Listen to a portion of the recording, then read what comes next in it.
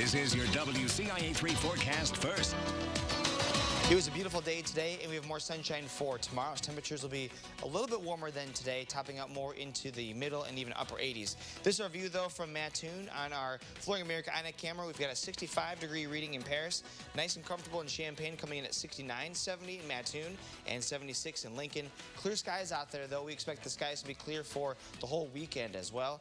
Winds are very light, currently out of the west at around 5 to almost 10 miles an hour.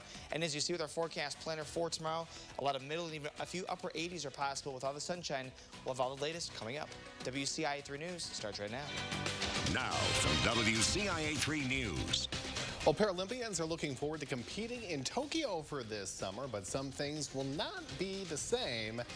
Plus, a ban from the state is good news for puppies, what you could start seeing at those pet stores.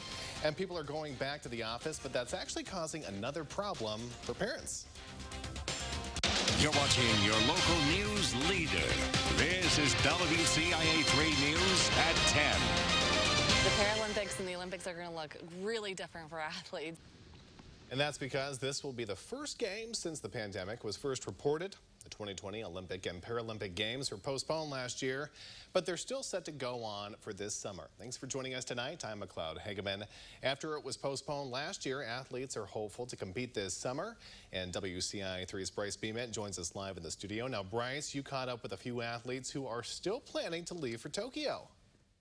There's a lot of conversation about the Olympics, but what about the Paralympics? I spoke with several athletes who tell me they're ready to compete. Winning medals is nothing new to TATYANA McFadden. She's a 17-time Paralympic medalist. 7 were golds. I missed fast racing. I miss that lifestyle, so I'm very excited to come back to compete again. And she's ready to win more. She just got back to the University of Illinois to train for the 2021 Tokyo Games. It's good to be back at U of I, and good to be back on this team, and this track's beautiful. And she hasn't been on it since last year's games were postponed because of the pandemic. I will never take that for granted ever again, being so busy with racing and competitions and marathons and the Paralympics.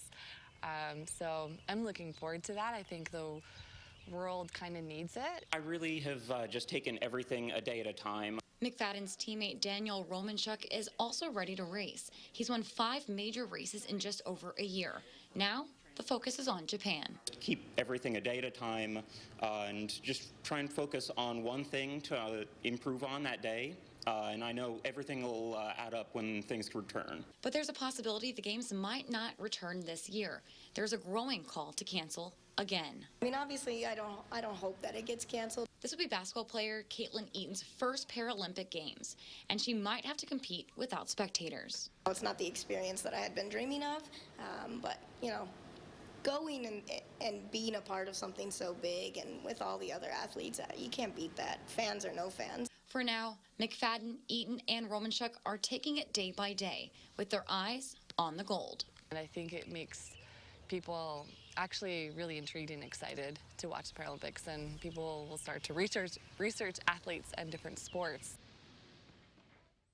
The 2021 Paralympics are set to happen August 24th through September 5th. Mac? All right, Bryce, thanks so much. And besides training during the pandemic, McFadden also helped produce a movie called Rising Phoenix. That's on Netflix. She hopes that will bring more attention to the Paralympics. Champaign police say an 18-year-old is in critical condition after he was shot near the intersection of Paula Drive and Joanne Lane. That was yesterday. Police say the victim was standing next to a car when another person drove up. Someone actually hit him, and then they left. No arrests have been made, and police are continuing to investigate that incident there. We have an update on a shooting in Sangamon County from last week. The coroner says 42-year-old Corey Marski of Athens has actually died. State police responded to the shooting at South Adams and West Madison. Detectives say 2 neighbors were involved in an ongoing dispute when one shot the other. Now, 69-year-old Randy Wazalewski was arrested. The state's attorney tells us he'll be upgrading his charges from attempted murder to murder at some point tomorrow. Several people were sent to the hospital after a drunk driver wrecked his car. It happened on Interstate 74 near Bowman Avenue in Danville. Police say the driver of a Jeep went off the road and hit a bridge's concrete barrier. The driver of a pickup truck then hit the Jeep. The truck lost its trailer and hit another car that was trying to slow down. Then two more drivers crashed into each other, also trying to slow down.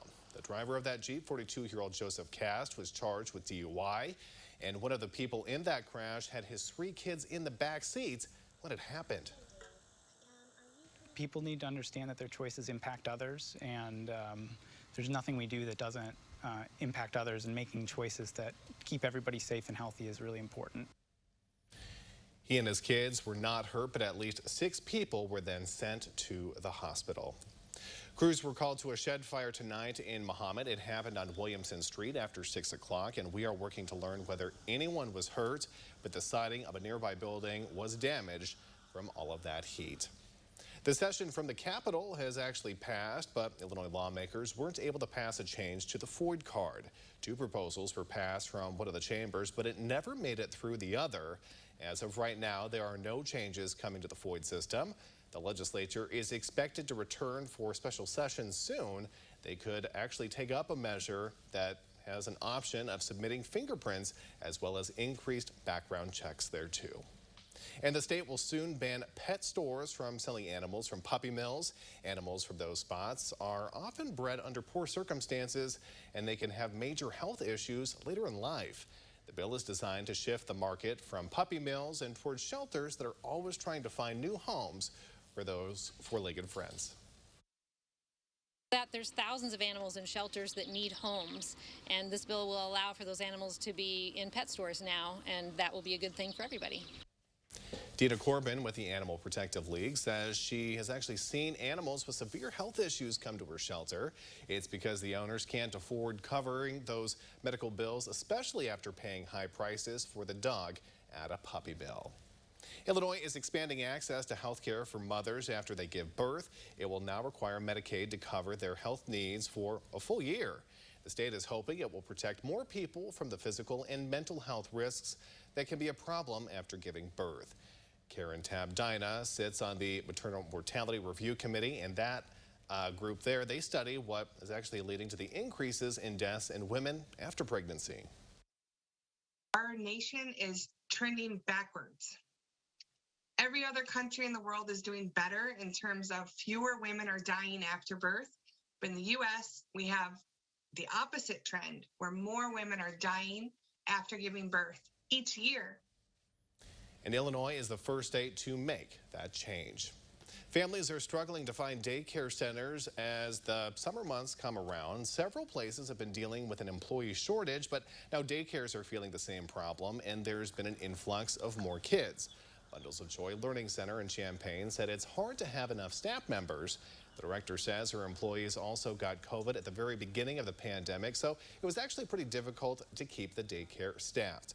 She also said with people going back to work and school being out, she's getting more calls every single day from parents in need. A lot of them are school agers, and because they don't have anywhere else for them to go, we may have a spot for one of the younger ones, but we don't have anything for the school agers because we're full.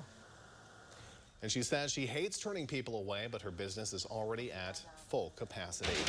Well, it's been a long time coming for one high school team. What they did for the first time in more than 30 years. Plus, one popular festival is making a comeback this year.